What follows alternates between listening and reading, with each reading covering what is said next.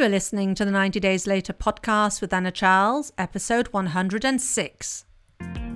Welcome to the 90 Days Later podcast, where I show you how life with less alcohol is more fun than you think. I work with high achievers who struggle to drink a glass of wine without it turning into 2 bottles.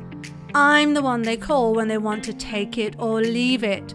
So if you want to change your relationship with alcohol that doesn't involve counting days sober, you're in the right place.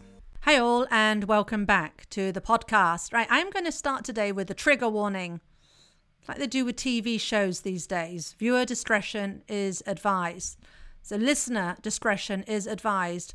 I may go on a bit of a rant today because I'm covering a topic that really gets me fired up. It is the famous or infamous slippery slope. Right, now I'm going to start with a question.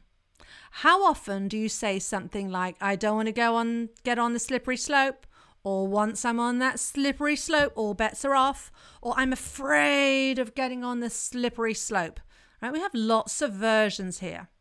What we're talking about is I'm going to have a glass of wine and then I'm just going to be uncontrollably drinking forever and a day, or at least until I black out, or, somehow I will end, but I'm on that slippery slope.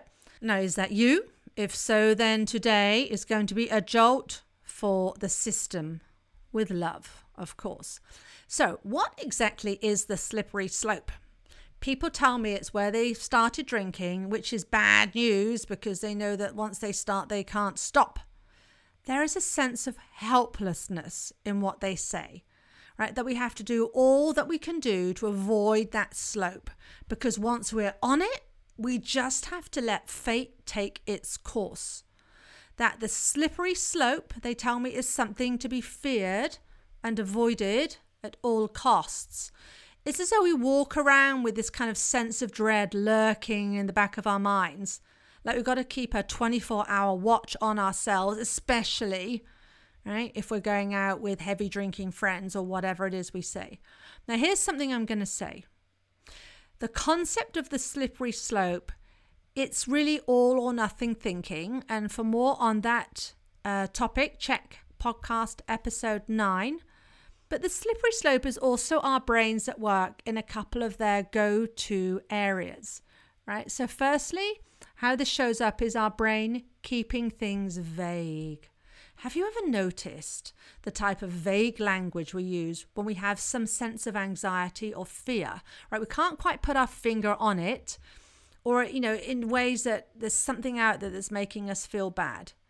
We might say things like, everyone will be drinking. Everyone else will be judging me if I don't, or I always let myself down. Right? This is where we think in extremes. We're using always, never, everyone, no one. And years ago, actually, I learned never to use always or never in an argument, especially with your spouse. And that guideline actually serves really well, because those are the kind of words that can turn up the heat. Right? So that's what we're doing when we say something like, we're thinking, once I start, I can never stop.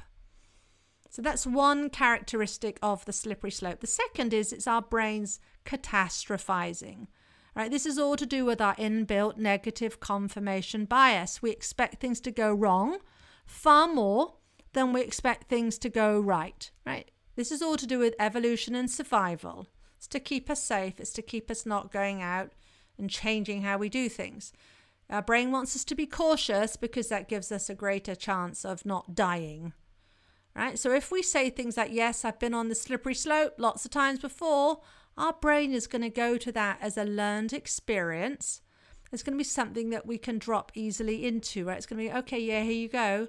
Here's that map. You're on that slippery slope. That's what we tell ourselves. But the thing about habits is that they can be changed. Even if you have a habit of always, and yes, I'm going to the extreme here, if you always overdrink once you start, if you could tell me, that is me, Anna, right? That is my experience.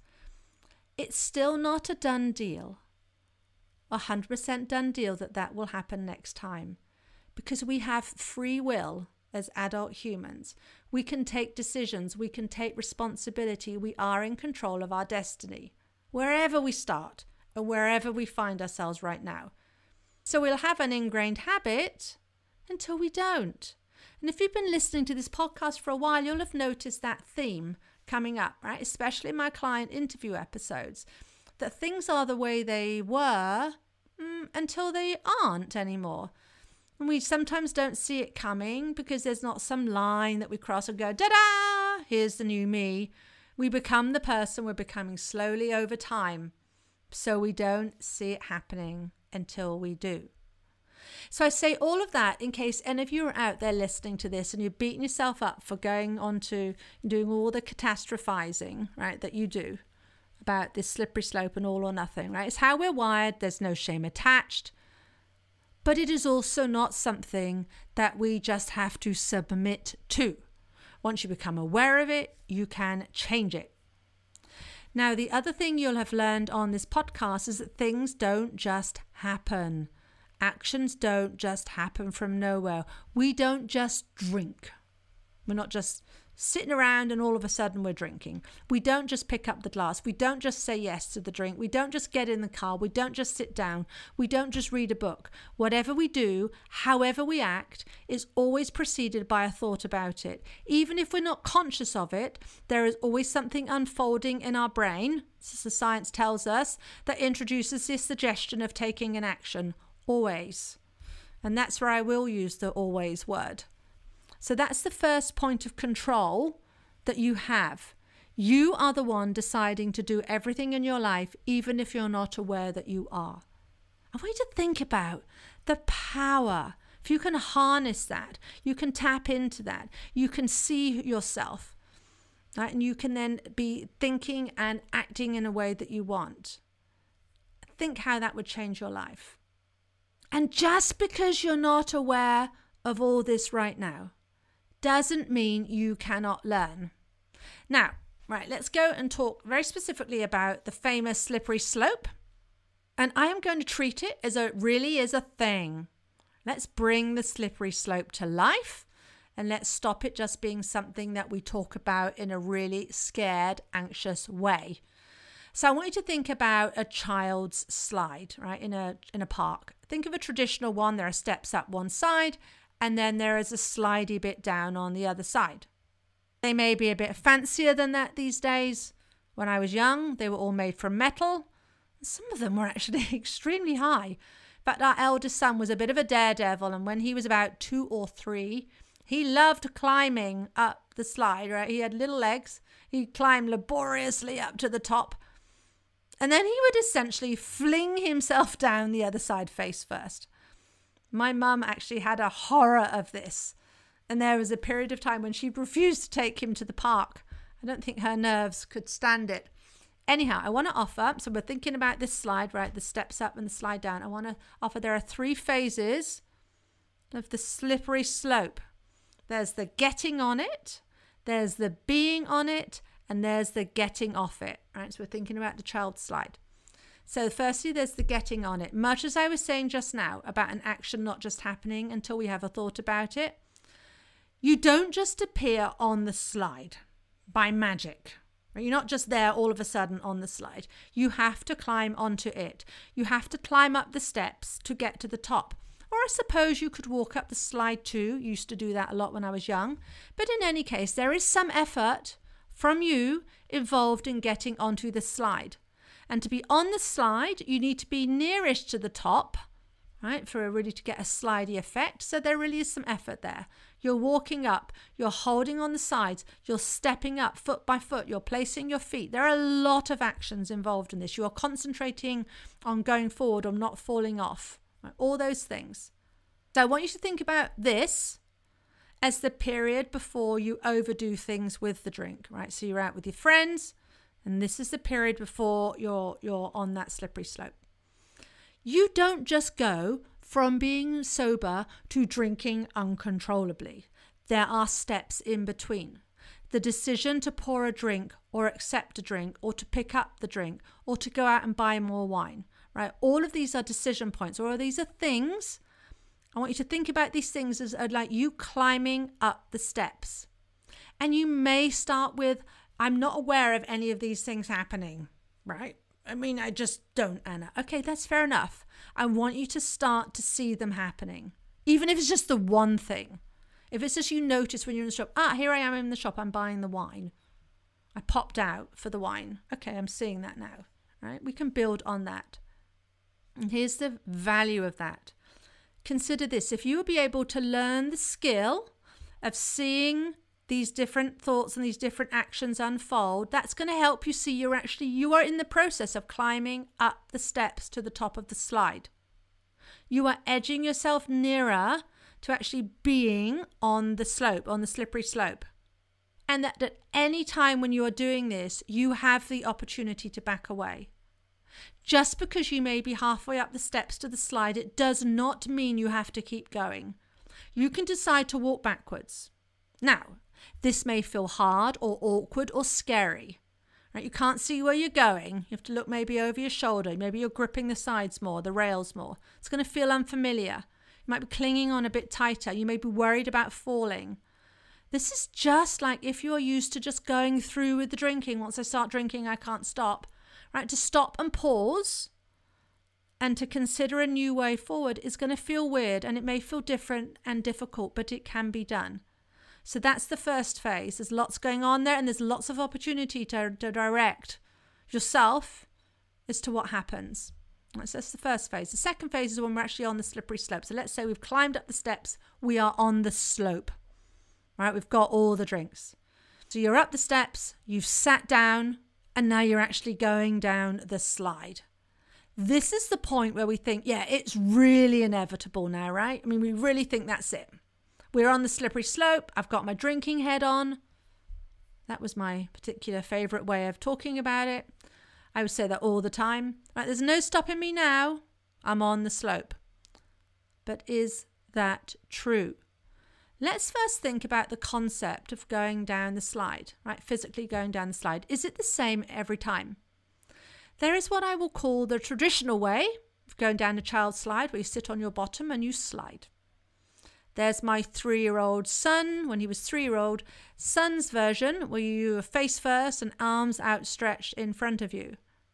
There's a more hesitant way where maybe you push your legs out, you sort of move your legs out a little bit so they just touch the slides and there's just enough friction there to maybe slow your descent.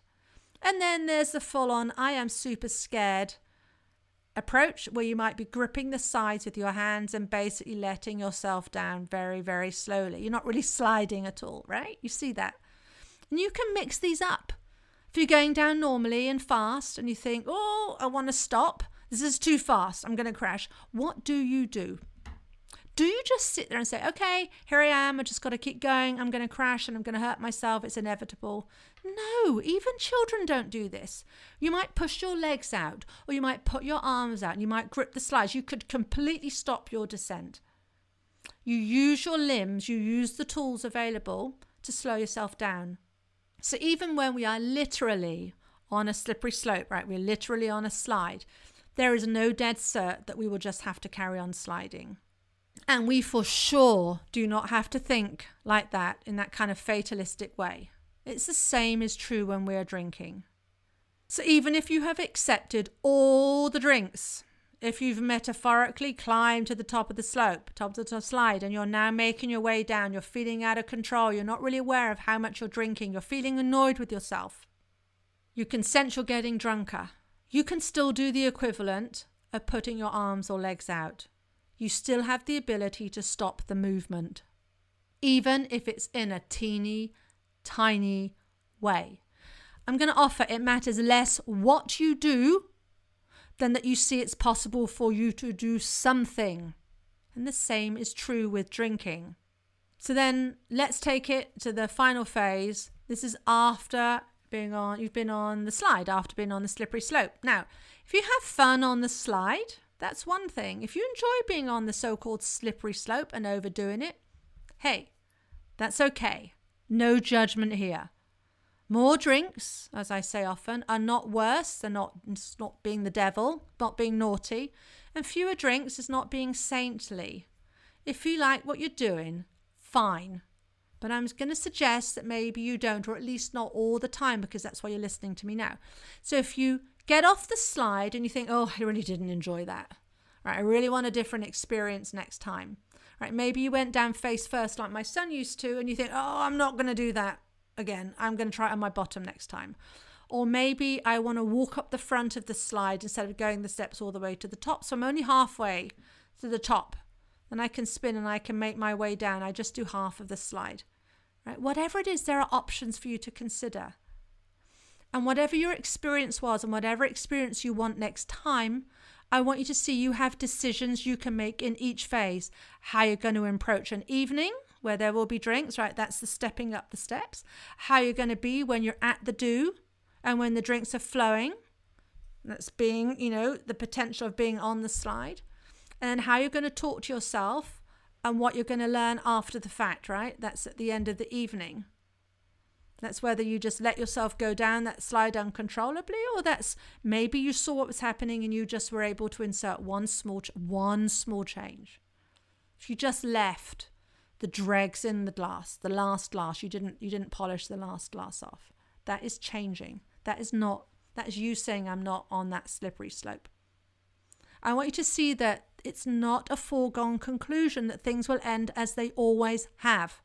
Even if it is highly likely in your view, in your experience, that once you start drinking, you can't stop. It is not a 100% dead certainty. So instead, I want you to ask what's possible. And I want you to see a whole other future is opening out for you that is devoid of fearing the slippery slope. Okay, there we go. Rant over. And if you want to take this further, if you like what I'm saying, if it resonates, if you want to banish your own personal version of the slippery slope from your life once and for all, you need to talk with me. If you want to change your drinking, I can help with that. I do this day in, day out. I love doing it. I want to help you. If you want this, and you do want this, go to 90dayslater.co and click on the book a call button. Or you can email me at anna@90dayslater.co. I work with people across the world, across all time zones. So when you go to book a call, if you don't see a slot that works for you, right, because maybe they're all in the middle of the night for you, just send me an email. We will work it out. I do that all the time. All right, that's it for this week, and I will see you next time. If you like what you're learning in the podcast and you want to take the work further and achieve total freedom around alcohol, let's talk. I help my clients stop reaching for that first glass of wine the moment 6 p.m. rolls around and they don't miss out on life. Email me for more information on anna@90dayslater.co. And if you did enjoy the show, I'd really appreciate if you'd leave a rating and review to help others find the 90 Days Later podcast.